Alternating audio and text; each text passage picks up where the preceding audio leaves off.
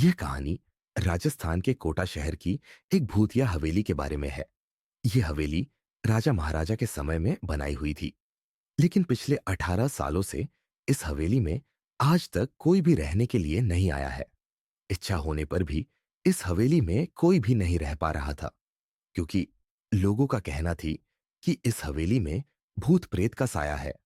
जब अजीत सिंह को इस हवेली के बारे में पता चला, तो उसने तय किया कि वो इस रहस्य को जानकर ही रहेगा। क्यों लोग इस हवेली में नहीं रह पा रहे हैं? उसने मजबूत इच्छा शक्ति से हवेली में रहने की पूरी तैयारी कर ली। जब उसने हवेली के अंदर जाने के लिए पैर आगे बढ़ाए, तो दरवाजे पे किसी अनजान व्यक्ति ने उसे रोक लिया और नजदीक जाके बोले, कौन हो आप और किधर जा रहे हो? अजीत सिंह ने जवाब देने के बजाय उसने सामने सवाल किया, जी, आप कौन? मेरा नाम अर्जुन सिंह है और मैं यही पास में ही रहता हूं। अजित सिंह ने कहा, ओह अच्छा, मैंने सुना है कि यह एक भूतिया हवेली है और यहां कोई नहीं आ पाता है, इसलिए मैं इस हवेली में एक दिन रुकने का फैसला किया है। अर्जुन सिंह ने कहा, जी हां, आपने सही सुना है और आप भी अंदर मत जाइए। मेरी माने तो आप भी वापस लौट जाइए।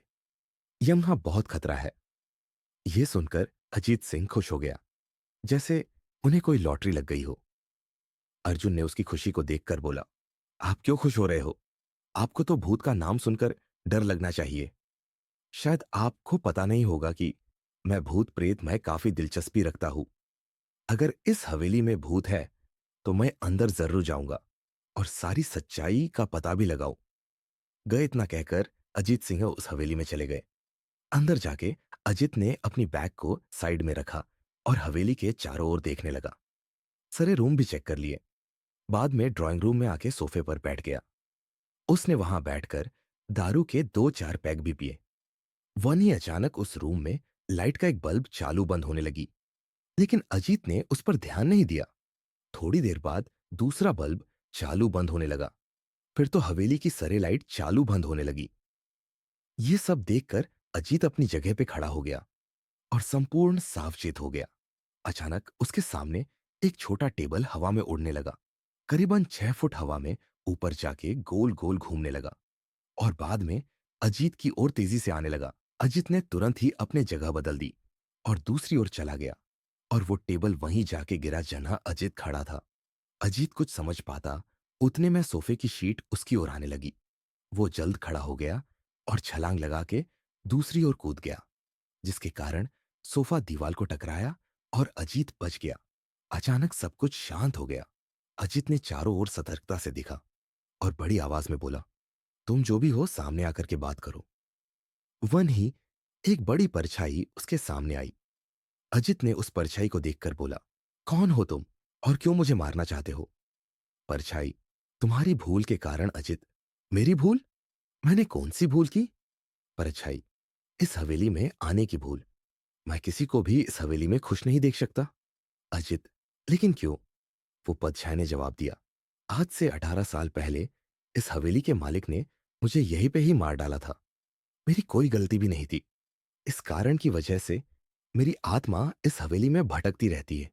मैं किसी को भी इस हवेली में नहीं रहने दूंगा, क्योंकि इस हवेली में मेरा खून हुआ था। इस हवेली में जो भी रहने के लिए आएगा, उसकी मौत होगी। अजित ने कहा, मैं तुम्हें अपने असली रूप में देखना चाहता हूं। तुम्हें मारने से पहले मैं तेरी यह इच्छा अवश्य पूरी करूंगा। और उस परछाई ने एक भयानक दरमियाना रूप ले लिया। उसका चेहरा इतना भयानक था कि अजीत भी एक क्षण के लिए डर गया था, लेकिन तीसरी ही क्षण में उसने अपने आप पर काबू पा लिया। बाद में इसने अपनी जेब में से सफेद पाउडर निकाला और उस भूत के पर फेंक दिया। भूत के पर पाउडर पड़ते ही वो जलने लग गया। बड़ी बड़ी ज्वालाएं उठने लगी। वो बहुत जोर जोर से चिल्लाने लगा और बाद में पूरी तरह से जल गया। उसके बाद अजीत ने चैन से सांस लिया और वहीं पर सो गया। दूसरे दिन सुबह जब अजीत को सही सलामत हवेली से बाहर आते देख अर्जुन को आश्चर्य हुआ। अर्जुन ने अजीत से पूछा, तुम कैसे जिंदा हो? जब अजीत ने अर्जुन को कल रात को घटी घटना को पूरी तरह से बताया और बोला, अब यह हवेली भूतिया हवेली नहीं रही। दोस्तों, आपको ये कहानी राजस्थान के कोटा की भूतिया हवेली कैसी लगी प्लीज हमें कमेंट करके जरूर बताएं। हमारी कहानियां पढ़ी बेचने के लिए हमारे चैनल को लाइक शेयर एंड सब्सक्राइब करें